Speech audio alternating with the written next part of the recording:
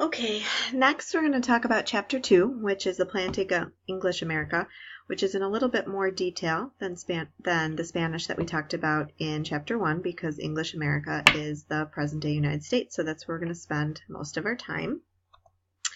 And the first thing that we need to look at is why England was late to the party. England tried a little bit of colonization in the 1500s, but did not really take much of an interest. That was Spain's thing.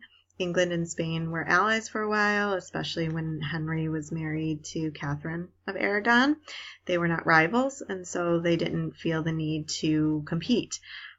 Then we add religious conflict in England at the mid-century, which I'm sure you'll remember is when Henry VIII began the Church of England after the Pope refused his divorce to Catherine. Once that controversy erupted in England, that was overcoming all of its attention. And so England had no time to think of colonization. And then, even after the Church of England was established, it takes a while before that is going to be the main religion of England. If you'll remember, so Henry VIII goes through that.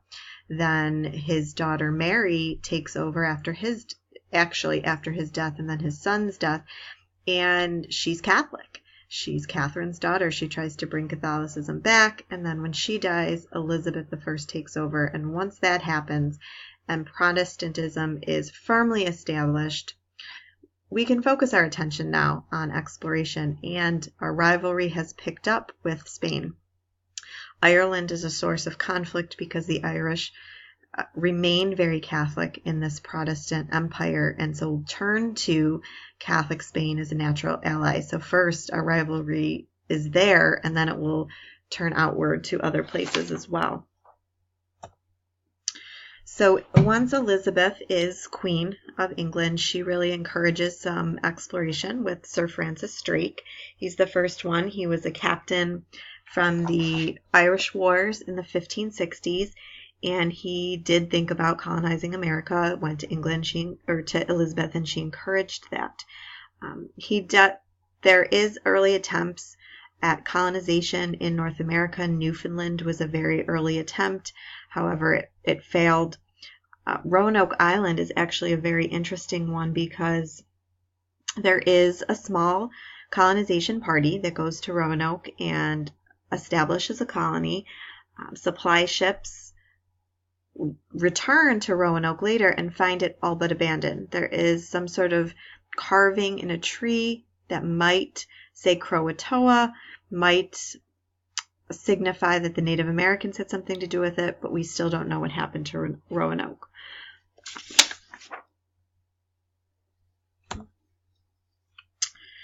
This is very quick review that the Spanish Armada was very successful until 1588, when there was the attempted invasion of England, which, Protestant wind is said to have come and helped the English.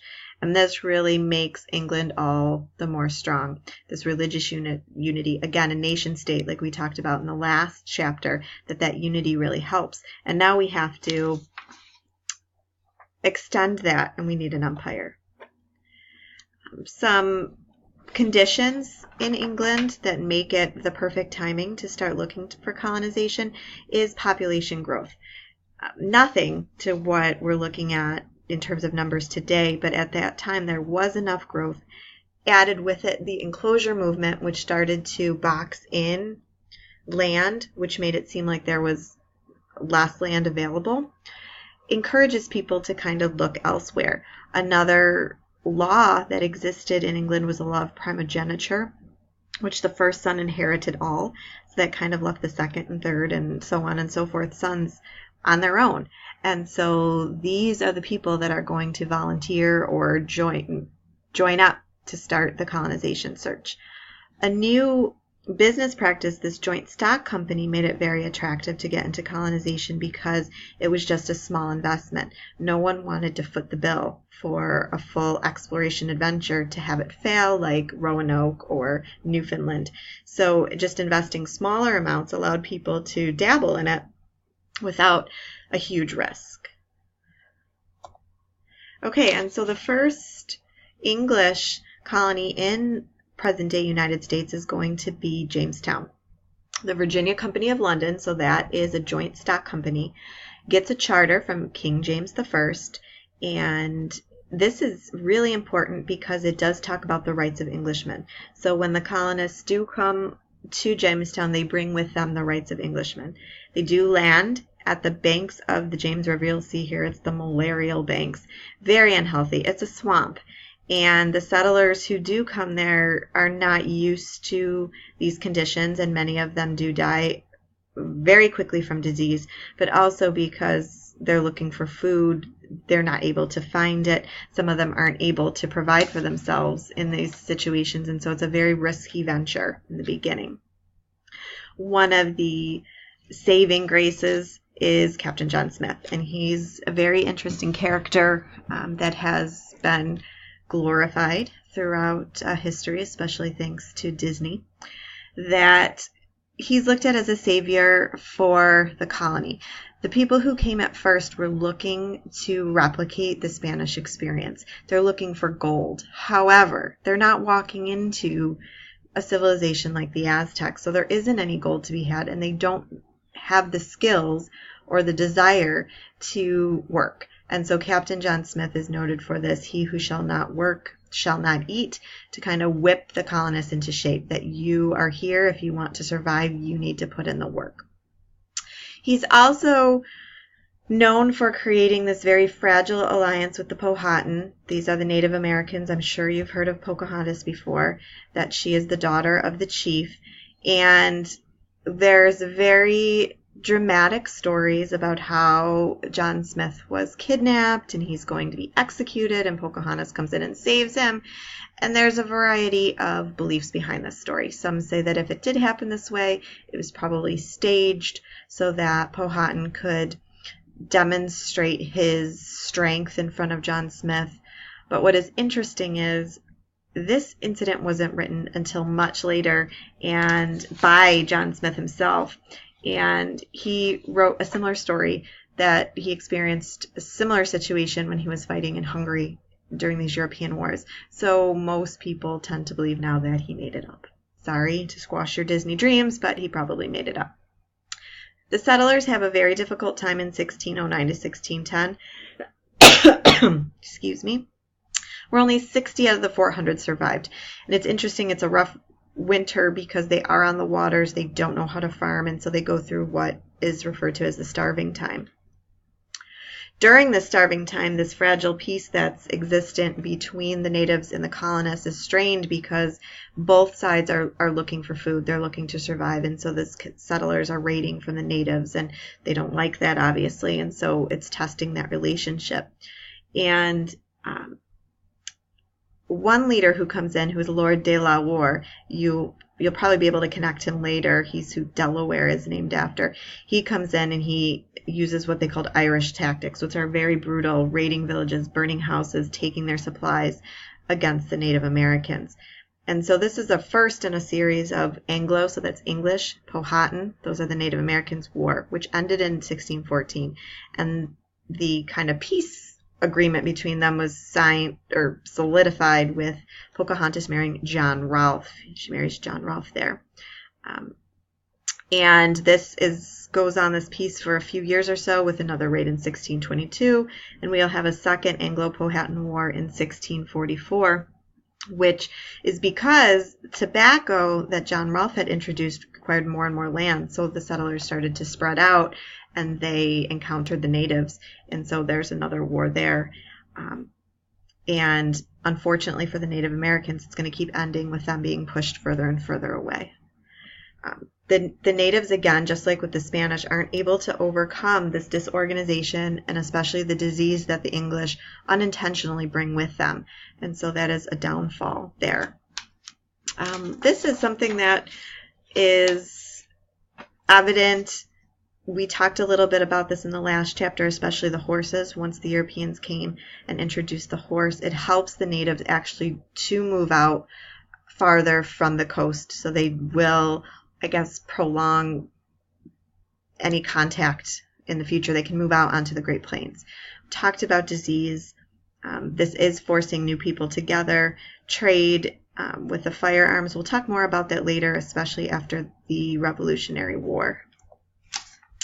So tobacco.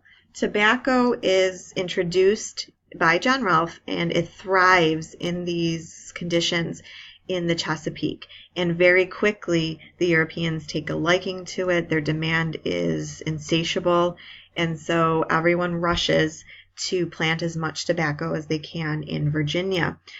The colonists imported food from other places just so their land could be devoted to tobacco. The unfortunate thing is it's very ruinous to the soil, and they will have to continue to move out. It does promote a plantation system, and one of the things we need on the plantation system is a workforce. And much like the Spanish encounter in their situations, is the Native Americans are not a stable supply of labor because they are dying due to the diseases. And so the first slave ship introduces slavery into Jamestown in 1619. It's a Dutch trading ship, and they sell 20 Africans to the Virginians. And by the end of the century, 14% of Virginia's population is made up of slaves. It's something that is required for them to keep up with this plantation system. Ironically, we have slavery introduced in Virginia, and we also have representative democracy born in Virginia. There is a House of Burgesses, which allows for some representation, usually by, we call them first families of Virginia, so people with money, people with influence. James I did end up making Virginia a royal colony because he detested both tobacco and democracy, obviously being a monarch.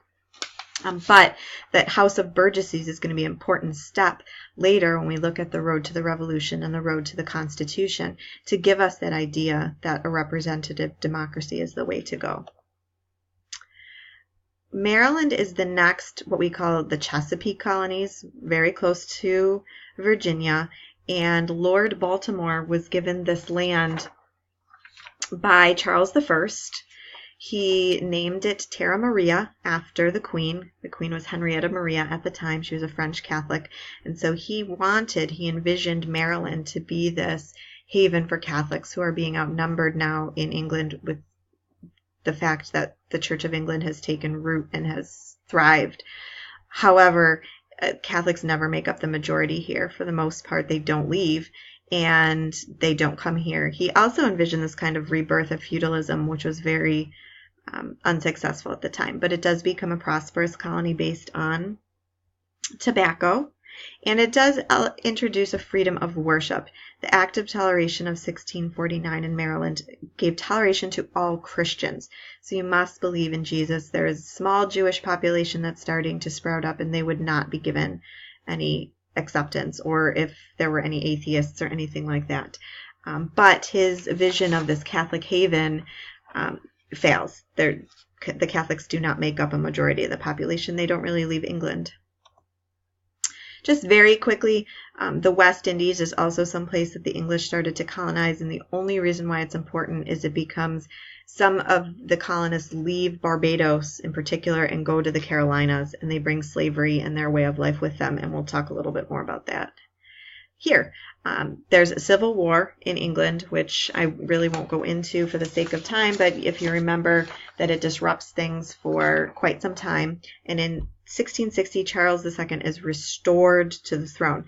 So any colonies that come after 1660 are referred to as the Restoration colonies. So that's Carolina, has that tie with Barbados, provides food for their sugar exchange. North Carolina separates eventually from South Carolina because we have this big Carolina, but the South tended to be more like the Southerners in the rest, very aristocratic, had the plantations, whereas the Northerners kind of became a little bit more independent spirited. They resisted authority and things like that. And so we're going to see a separation between North and South Carolina in the 1700s. And then the last colony in both the South and chronologically for England is Georgia. South Carolina becomes very prosperous, and we want to protect that from the Spanish, and so we create Georgia as a buffer colony. So they'd have to kind of go through Georgia before they could get to South Carolina, and it becomes a haven for debtors.